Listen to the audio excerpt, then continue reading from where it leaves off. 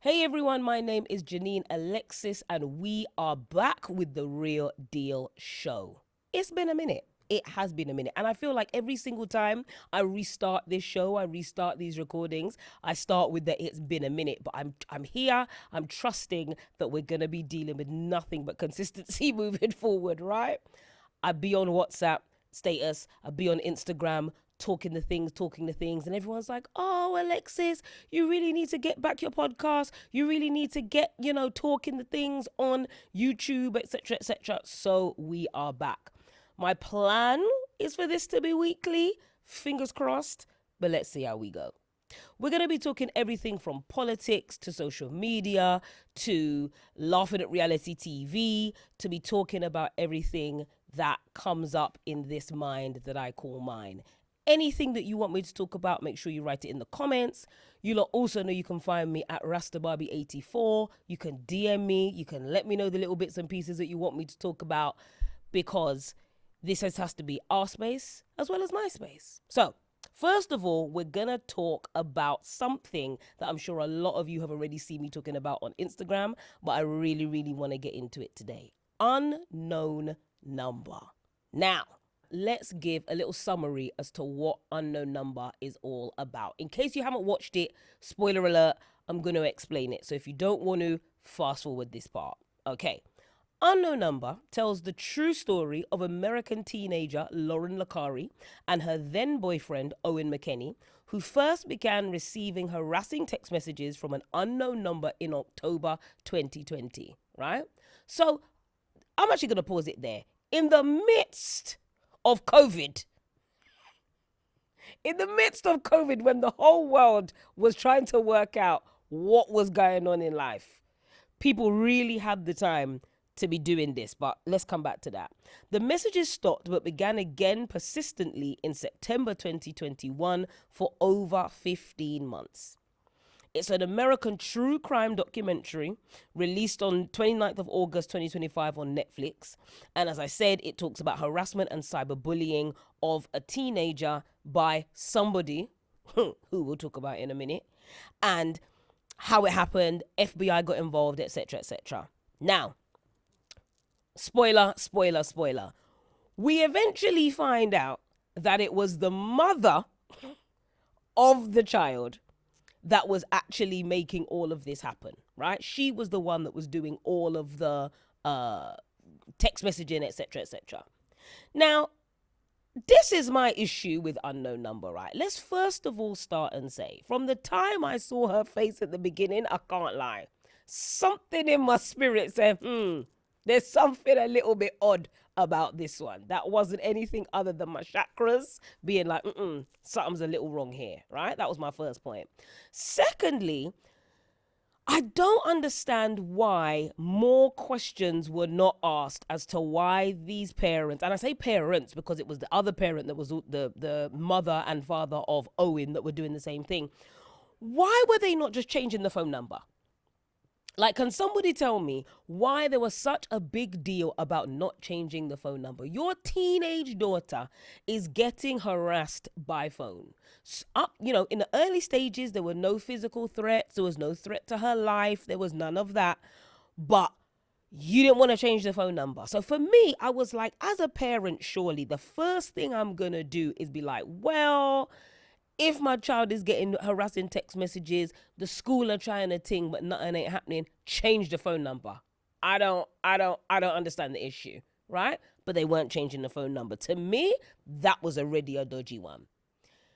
I did have to hail up the school, right? Because the school seemed to be doing what they needed to do. They were doing things like, okay, when you get a text message, let us know. We'll then check the cameras to see if there's anybody on the phone at the time, etc., etc. So for me, I was like, you know what? Especially knowing nowadays how nonchalant and lackadaisical schools can actually be, I was like, you know what? This is actually quite a good response from the school. Anyway, this is going on now, months and months and months and months.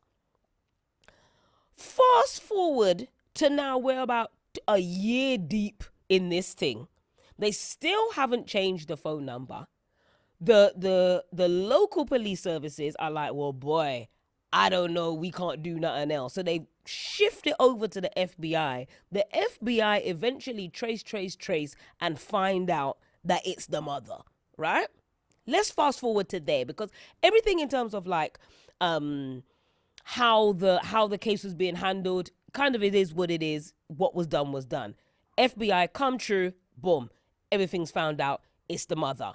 Crosses. All right, cool. My issue number one, when the police rocked up at the house, I want to know why they were having the conversation about what the mother did in front of the child. Safeguarding 101. You don't know if that mother was going to while out, if she was going to run, grab a knife, if she was going to pull out a gun. This is America, remember, right? You don't know if she got permission to carry arms. She got one big AK-47 in the back. You don't know what was possibly going to happen, right? But you interviewed her. You told the mother what you found out in front of the child. That, to me, was absolutely wild.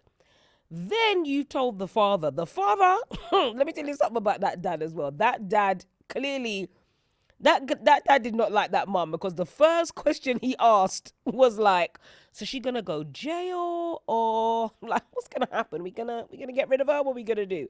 That, to me, was hilarious. The dad didn't give a damn. Did not give a damn. But anyway, the dad comes back. I actually like, to a degree, you could see the dad was trying to hold it down. The dad was trying to be like, you know what? I've called your parents. You're gonna get the hell out of here. She was there. When she grabbed the child's head and started caressing the hair, I screamed at the screen. I said, get off her. Get off her. Because number one, like I said, why are the police allowing this all to unfold in front of the child? Number one. Number two, you're then, as I said, you have no idea how this woman is going to react. Then you've got the dad that has come in. He's given his 2 pence. He's trying to hold it down and say, yeah, you need to duck out because this is a mad thing. Then you got her groupsing up the child and stroking the hair. I'm like, what's really going on? This is a mad thing, right?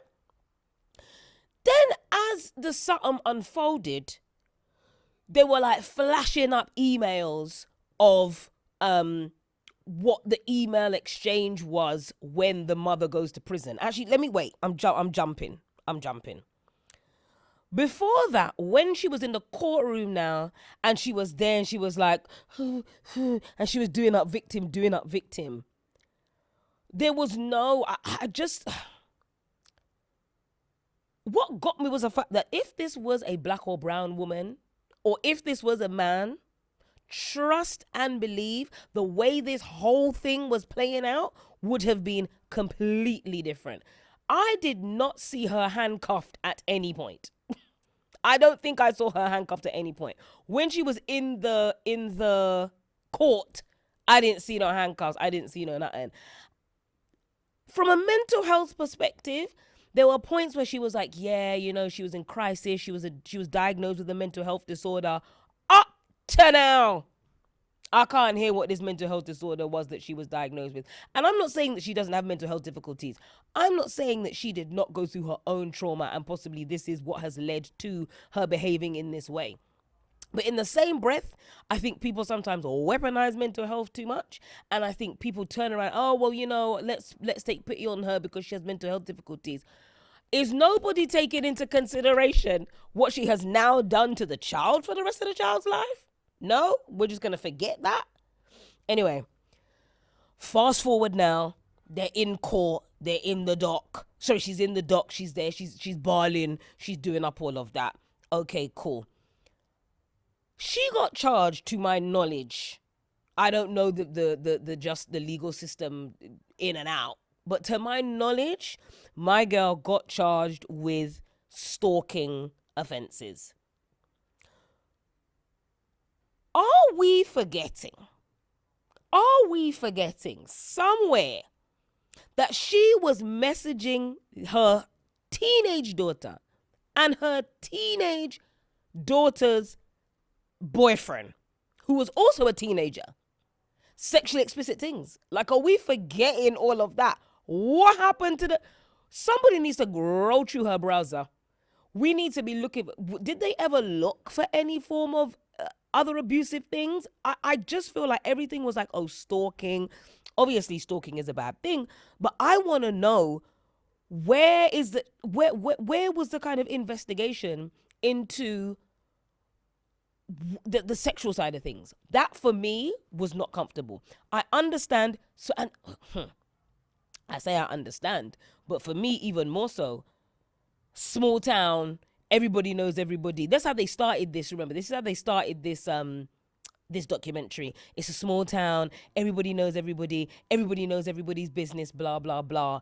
It was giving incestuous. It was giving, your cousin might not be your cousin might be your father, your brother might be your uncle. It was giving that. And I just feel like we needed a little more investigation to make sure that these children were being safeguarded. And I keep saying, if it was a black or brown woman, absolutely not. Would have been crucified completely. Even the way that she was dealt with when the investigation was going on, when the police came to the house, etc., would have been completely different.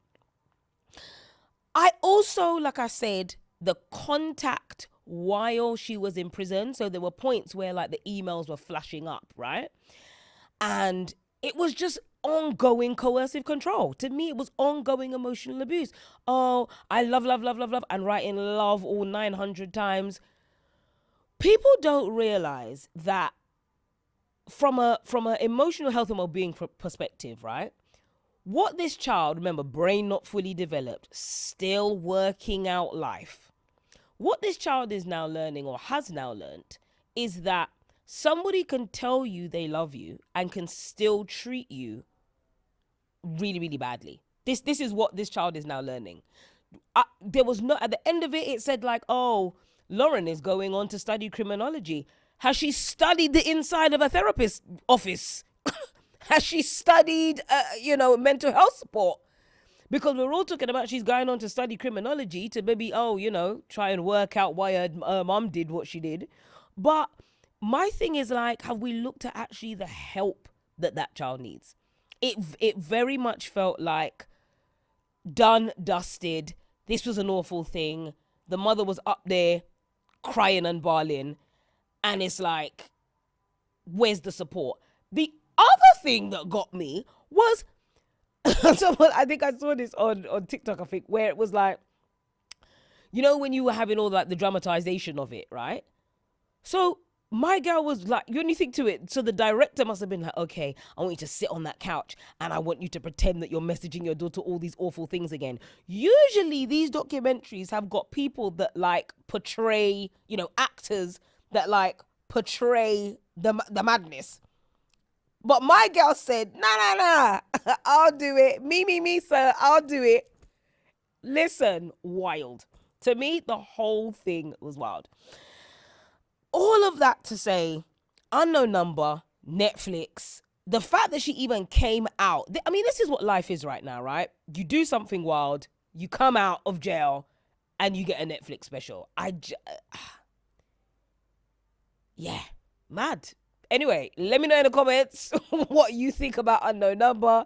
Let me know what you think about anything I've said there. Maybe I'm missing something. Maybe there's something that, maybe I should feel a little more sorry for her. Maybe, from a mental health perspective, the therapist, the psychologist, the well-being professionals in the chat, let me know your thoughts. Maybe I'm missing something here. But I'm just like, the safeguarding side of things with that?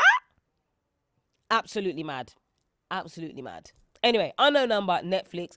Check it out if you haven't seen it. Come back to the comments. Let me know what you think. And let me know any other shows that we need to watch and be catching up on, because these shows be moving mad. Have you ever done this? It's okay. This is a safe space. Ish. Have you ever done this?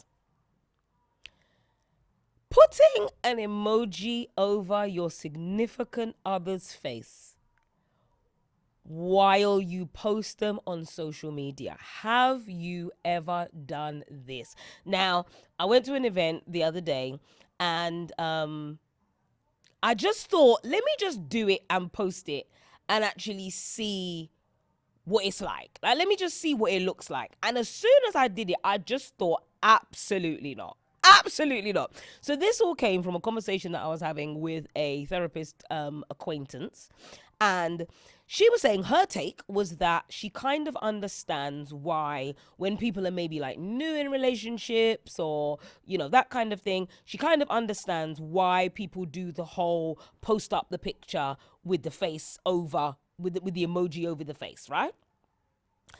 And I just was like, I rebuke it in the name of everything fabulous. Like, why? Okay, first of all, let's just go through the fact that this usually, from my knowledge, again, comments, let me know if I'm wrong, but usually this happens in heterosexual relationships, and it is usually the gal who is putting the emoji over the face of the man, right? Okay, let's call a spade a spade.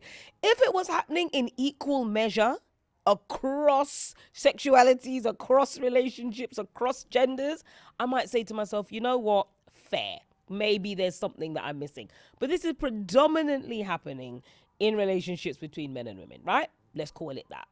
Now, people have given me different examples, different reasonings for why these things might make sense to do, right? So, as I said, I'm always going to be somebody that will, want to come with the information. So when I put this on Instagram the other day, some people were saying to me there might be something about privacy, right? Which I get. There might be something about if your significant other is, particularly well known, or maybe they're, I don't know, again, maybe they're in the public eye, etc., etc. But I just feel like a flower emoji over his nose is not really going to stop the world from knowing what it is that is happening. So I don't really I kind of get it. But I don't think that the majority of people are doing it for that reason. The conversation I was in having was, I feel like the reason this is done is because the difficult conversations that people don't want to have in the early stages of relationships, such as, are we the only ones seeing each other? Is there anybody else that might think that they are seeing you? Is there anybody else that you are currently in a relationship with? Are you married? Things like this that we aren't asking early enough is why I think people are doing things like posting pictures with emojis over faces. To me, it doesn't make sense. If you don't want to have the hard hitting questions and the hard hitting conversations, are you really ready for that relationship? I think that needs to be a question. One person did come back and say, there's been, I guess if someone's in, I don't know, witness protection, or if somebody is in, and I laugh, but we mean this very seriously. Sometimes people are fleeing domestic violence. Sometimes people are, maybe sometimes people do actual jobs, that they can't be on social media. There are actually a lot of jobs where there's a clause saying you can't post yourself doing X, Y, Z, whatever. So if any of those like little caveats come into it, then I completely agree and understand. But no, I feel like a larger percent of you lot that are doing the emoji thing is because you don't want a girl to come into your DMs and asking her questions. I'm gonna call a spade a spade. Right? You don't want nobody coming here asking you no questions, and you just want to be blissfully ignorant. And you know what? If blissful ignorance is your life, cool. Not a problem. But I just think it looks silly. Let me know in the comments what you think. Again, if there's something I'm missing, I'm always here for the learning. If there's something that you think I am missing, let me know. Tell me the different reasons that I might be missing as to why the people are putting emojis over their man's faces. And we'll talk about it. All right, so today I am recording this on the 15th of September, and it is World Black Afro Day. First of all, can you imagine that in this big 2025, we even need to be having days in which we're raising awareness for things like the right to just wear our hair how it comes out of our head? Mad. But you know what? Yes, these kind of days definitely are important. So a little bit about World Afro Day. It's celebrated on the 15th of September. It's a global day of celebration and liberation for Afro hair. The website says we are excited to be approaching the ninth anniversary of World Afro Day. The campaign works to fix the law, not Afro hair. And they've hosted two events, in Parliament in 2024 and in 2025. They're sponsored by Paulette Hamilton MP and Liam Conlon MP, and they recently met with the Equality Minister to discuss law change to protect Afro hair. They're also currently doing a record breaking attempt in which there is a website. To be fair, there's no point me putting it up because by the time you lot see this, the attempt will be gone, to be fair, because it was on the 15th to the 16th of September. However, they will be attempting to unite everyone for a Guinness World Record attempt, learning about Afro hair through an inspiring film and interactive quiz. Great opportunity to educate everyone, but especially schools, businesses, and the public about the struggle, but also the celebration around Afro hair. Education has always been at the heart of everything that they do, so they're really excited to be creating this record, which lines up with this year's theme of learning, creating, and uniting. I absolutely love that. So World Afro Day, 15th of September. I've never had an afro, but I definitely have had a lot of friends who have afros. And I know a lot of people in my family and in my friendship circle that have afros. And I think that, as I said, the fact that we're having to educate people on this is absolutely wild to me because it is how our hair grows out of our head. But the world continues to burn. Right? So we need to be having these kind of days. And that actually links me directly to very recent conversations about the banning of edges. Yes, people, the banning of edges. You heard me correctly. Let's just get this up. Because when I saw this on Instagram, I said, nah. This really can't be where we're at in life. So the Jamaican Observer, Varun Shepherd, calls banning of edges focusing on a side issue. So in Kingston, Jamaica, the prominent all-girls school, St. Andrew's High School, has made the decision to ban the wearing of edges at the start of the academic year. Let's really clock into that very quickly. So my hair, now anybody that follows me on Instagram and that knows, right, that me and these edges have had a whole conversation. I've had a whole issue over the past 6 months. I've been back and forth from Barbados, the humidity, what it does to my edges, etc. Mad thing. But I'm a grown woman, so I can do what I want, right?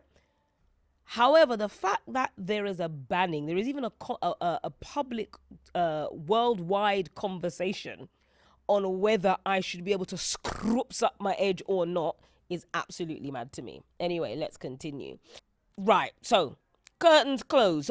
And also, do you know what it was as well? Obviously, I love a little bit of satire. I love a little bit of shade or whatever. But actually, I feel like shade in certain conversations actually isn't helpful, right? So I remember it was something like curtains belong in the house, curtains closed, right? St. Andrew's High School in Jamaica is making waves for instituting a no edges hair policy.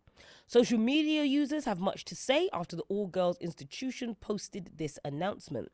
The school posted its message on Instagram informing students and parents of the new rule. They expressly forbid the popular style, and even that popular style, it's actually our hair, but okay. Slick hair intricately designed around the edges of the forehead and temples. This is not neat or school ready. They also stressed that appearing polished without the trendy style was a way of upholding standards. Please be advised that the wearing of edges is now officially banned on campus. Remember, curtains belong in the house, not on your foreheads. Let's keep our looks neat and school ready. We appreciate your cooperation in upholding our standards of excellence as we continue honoring the legacy and inspiring the future. Now, this again is what we talk about, the policing of women's bodies, the policing of black bodies, because this whole idea of like, again, as I said, shade, kiki, satire, whatever, however you want to call it, is helpful in some situations, right? But not all. To me, this is just another example of why does what I have on my head impact my ability to learn? Why does what I wear impact my ability to learn? If we think about the rape and sexual abuse pyramid, all of these little, again, we say little, but all of these, I guess, microaggressions that we see at the bottom of the pyramid are what eventually move up to more heinous crimes, right? I don't understand how you can tell me that if my hair is swooped to the side, is going to have an impact on my ability to do 2 plus 2. If my hair is cropped to the left, it is going to have an impact on whether I can read a book or not. Now, I remember I saw again a back and forth online where people were saying, oh, but in school, the girls be coming in and they have their edge brushes and they'd be taking out their edge brushes in the middle of class and doing X, Y, Z, A, B, C. Now, that is a different conversation. Behavior in the classroom in relation to these things is a different conversation. That can be controlled differently. To me, that's the same conversation I have about phones. People want to talk about, phones this and phones that. There should be, in this 2025, there should be a way to police, or to, I don't even like the word police, sorry, but to set boundaries, very clear boundaries in relation to behavior, what is and is not acceptable in relation to behavior in school. If my edges are laid and slayed at the beginning of school, I can't be bringing out my edge brush and my edge control in the middle of history to fix it. That's not acceptable.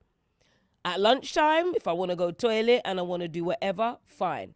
There's a difference between what is on my head and the behavior that may come from it. My issue, again, as I say, is the fact that it is policing, because we're not policing Sarah, Mary, and Jane in the same way that we're policing our black girls. We're also not looking at boys in the same way that we're looking at our black girls. And that is the conversation, and that is the issue that we deal with. And what people don't realize is that this goes further than this, because it moves from school into the workplace. I've got locks on my head. I now have an undercut, right? The amount of years that we have gone by being told that locks are not professional, locks are not suitable for the workplace, locks are not a neat style. This does not just stop at the school gate. Until we start realizing that children, teenagers, young people are also human beings with bodily autonomy, and not just things to be controlled, and not just things to be told, well, you have to do this in order to learn, and you have to do that in order to get A star this and whatever, the quicker I think we could get with the program. Yes, I understand that Jamaica is a very conservative island. I'm not even necessarily going to jump on Jamaica to say, oh, Jamaica is bad or whatever. There is a colonial mindset that goes across across the Caribbean. Even our same black people here in this very here country of the United Kingdom, in this big Babylon London, have got that same colonial mindset. The ones that are opening their gums to shout and talk about how, no, it should be banned because, these girls don't know how to behave, etc., etc. All of that is part of the colonial mindset. I won't be able to find it now, but I know I was reading something in relation to, even in South Africa, or certain African countries, talking about, shaving of hair. So basically, we need to shave a child's hair in order for them to learn. What are we doing? Like I keep saying, in this big 2025, what are we really, really doing? But let me know your thoughts. Edges, to edge or not to edge? That is the question. Let me know in the comments. Let me know what your thoughts are. Because as I said, for me, the policing of this is wild. And actually, running back quickly, they're even sending these children home. So I have come into school to learn. But because, as I said, my hair is scrooped to the side, you're sending me home.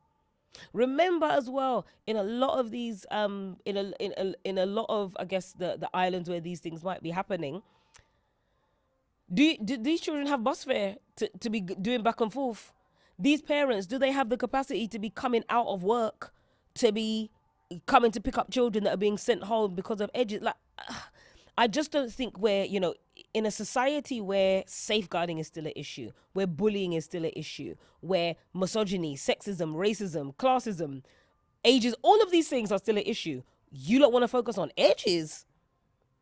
Yeah, we need to think about this. But let me know what you think in the comments. Let me know. Because like I said, I'm always here to learn. So let me know your thoughts. And to close out today, I really want us to focus on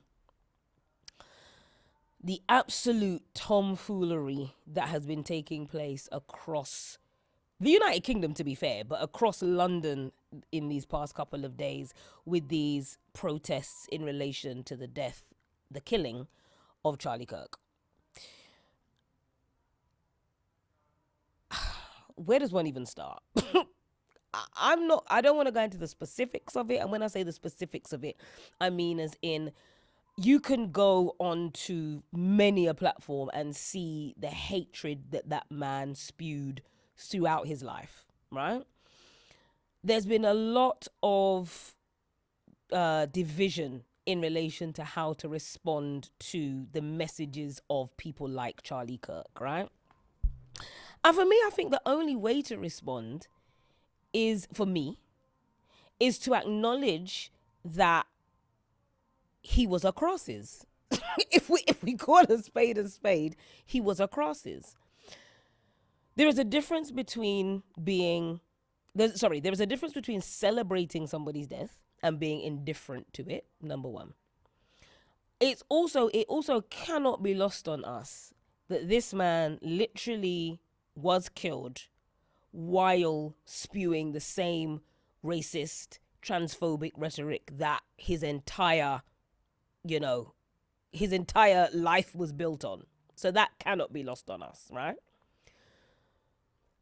What has really got me is the amount of black people on my timeline who identify as Christian, who follow a Christian religion, who are saying, oh, but he was a man of God. Oh, but he had a family. So all of the people that he was talking about should be killed. Did they not have families? Were they not men, women, and children of God? So the righteousness for me is what is confusing me. The aunties, we know the aunties that send the good morning text messages, sometimes they're not really clued up on certain of the things. They just see the death and they say, oh my gosh, let us mourn. I really want us to use, the word of this week is discernment. I need us to use discernment, right? There is a woman on Instagram. I'm going to post her information here. She's a pastor. She's not a priest. I don't know what the denomination is, but she literally goes through the Bible scripture by scripture. And she does video. She's got like little snippets of what he said and then snippets of what the Bible says. Things like, execution should be public. Well, sir, look what happened. 21 verse 13. If a man shuts his ears to the cry of the poor, he too will cry out and not be answered. Luke 3:11. A man with 2 tunics should share with him who has none, and the one who has food should do the same. Luke 6:20. Blessed are the poor, for yours is the kingdom of God. Blessed are you who hunger, for you will be satisfied. Right?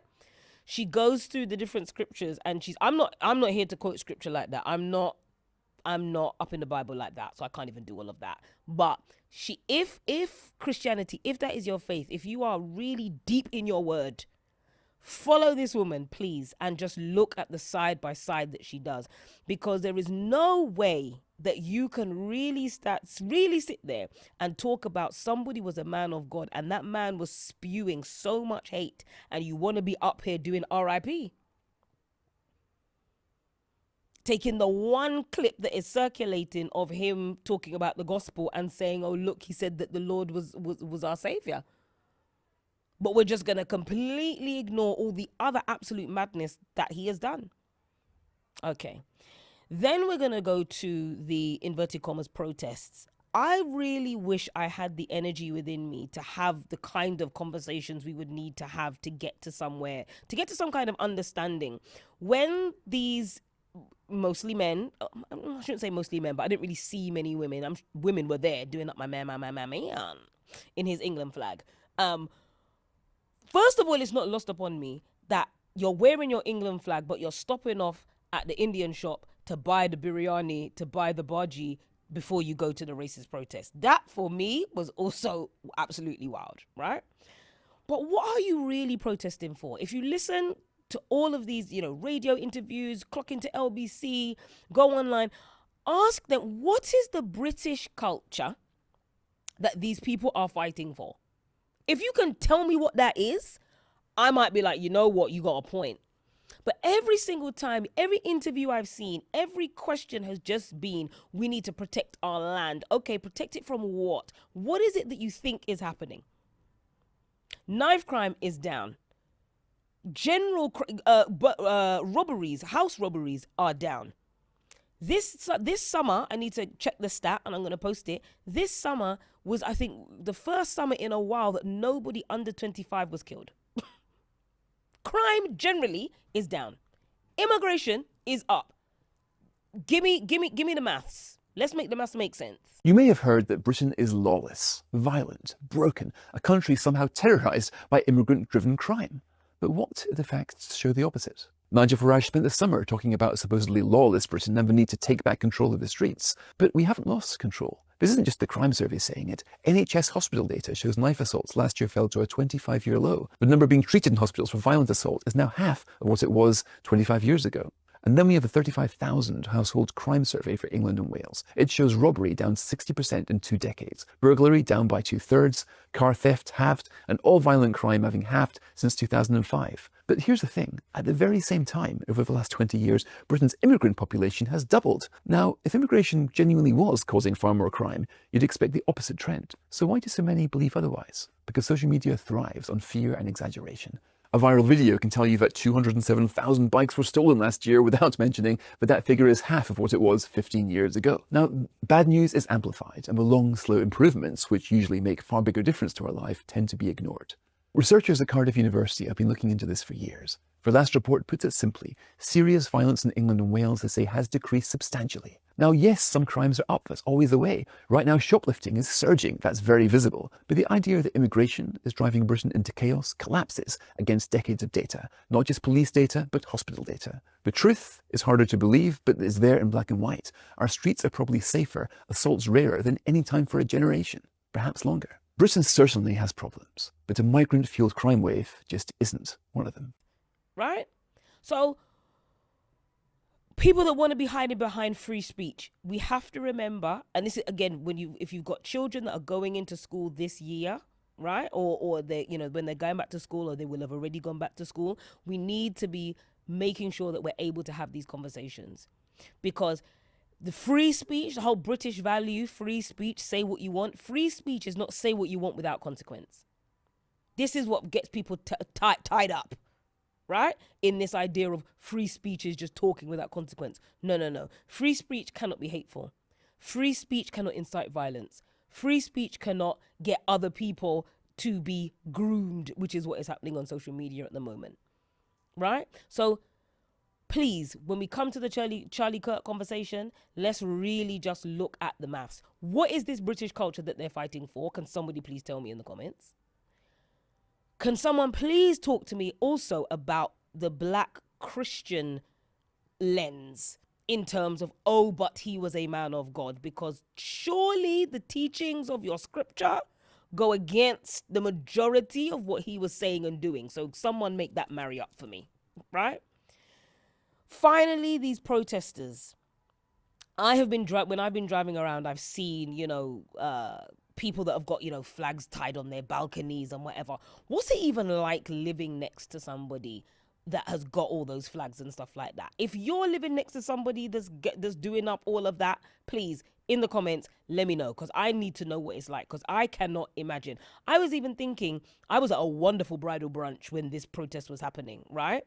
But I was thinking, imagine you're just on the tube and then there's just a whole bag of man come on with their England flags. It's like when you're coming back from a football match and you have to start clutching your purse. You know how people say they want to cross the road from black men? I crossed the road from white men with flags because who knows what's going to happen.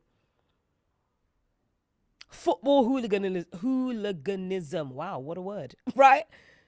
I cross the road when that kind of thing is happening because they are the crowds of people that I am afraid of. But they want us to believe that immigration is the problem. They want us to believe that immigrants are the things that are not protecting our women and our children. Reform is not protecting our women and our children. Nigel Farage is not protecting our women and our children. So face your front, actually get the information, and please stop just watching something and deciding, oh yeah, they're protecting our culture and our country. Describe British culture and then come and let's have a conversation. Anyway, that is it from me for this week's Real Deal. We've talked about quite a bit, haven't we? Anyway, if there's anything that you want me to talk about, if there's anything you want me to watch, make sure you send me a DM at RastaBarbie84. You can also jump in the comments and tell me what you want me to talk about and what you want us to talk about. If there's anything going on for you, I may bring dilemmas back. But I'm like, let's get this consistent first. And then dilemmas, pop in my DMs, send me an email, send me a WhatsApp if you've got my phone number like that. And then we might have a bit of a chat about some of your dilemmas. But thank you so much for watching. Thank you so much for following. And I'll see you soon. Bye.